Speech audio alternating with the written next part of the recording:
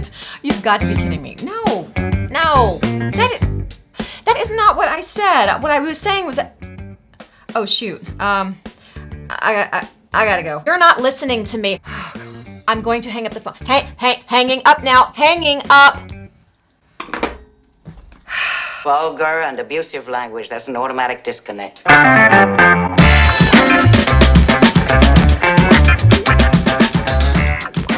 Hi guys. Okay, so today's topic is one that I get asked about so often. It's one of those audition things that comes up and oftentimes you just don't know what to do. You have a scene that involves your character being on the phone.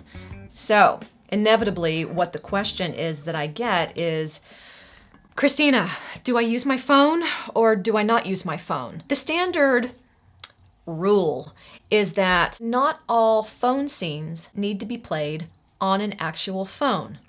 Bringing a cell phone into an audition can be very distracting, and some casting directors may get annoyed that you're playing the scene on the phone, even if the scene is written to be on the phone. That don't make no sense! First criteria here in answering this question for you is, are you doing a self-taped submission? Or are you actually going into the room? That's going to help you to decide whether or not to actually use a phone as a prop in your audition. But first, let's say that this is a self-taped audition. It's just you at home putting yourself on tape for this phone scene. My advice?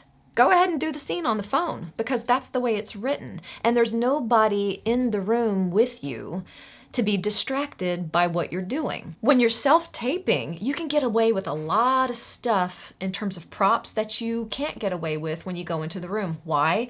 Because in the room, the slightest little prop is going to stand out and is possibly going to upstage you and your performance. Auditioning in a room is very much like black box theater. It's stripped down. There's no set to balance out any props that you bring into the room. So if you bring a prop into the room, it's really going to stand out. It's going to scream for attention and could actually pull focus away from your character. Now, of course, there are some casting directors who will flat out say in the self-tape instructions, do not use props. And if that's the case, then you'd be wise to follow those instructions for that particular self-tape. Otherwise, if it's not stated, and your character is on the phone, then feel free to go ahead. But on the other hand, if you're going into the room and there are producers present, then you need to be very discerning about your choice to use the phone. And I have a few bits of criteria for you to consider. Number one, is your actually being on a real phone critical to the believability of the environment of the scene or the progression of the storyline? A really good example of this is Drew Barrymore in Scream. In that film, Drew Barrymore's character receives a phone call, a very threatening phone call that sets up the entire premise of that film. I want to know who I'm looking at. What did you say?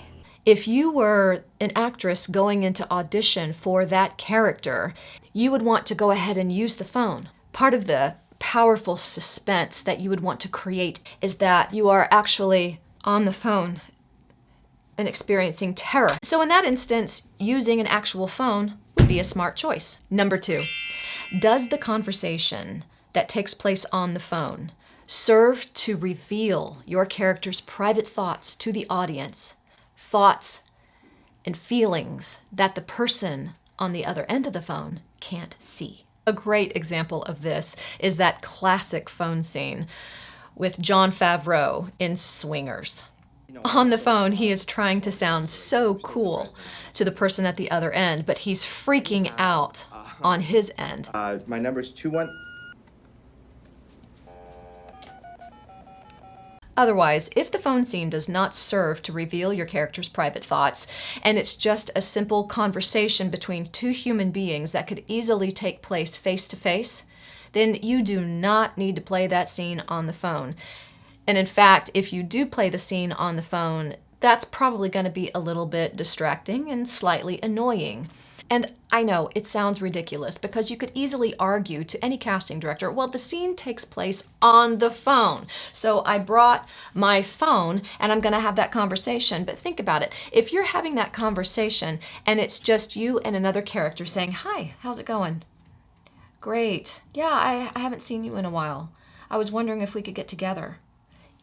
You know, you don't have to be on the phone to do that. Now, if your character is having a lot of internal conflict and is scared to death to ask that question, yeah, it's really good to hear your voice. I was wondering if we could get together. Then you need to play it on the phone because we're experiencing your character's private thoughts. Now, some scenes can be played as if you're on a speakerphone. Some scenes can be played as if your character is on a Bluetooth. If your character is a highly professional type, like a lawyer, like a Hollywood agent or a manager, or if your character works in dispatch for law enforcement, you can simply just do this, tap your ear, and then play the scene as though you are hearing everything through the Bluetooth. Hi, sir, can you tell me what's going on?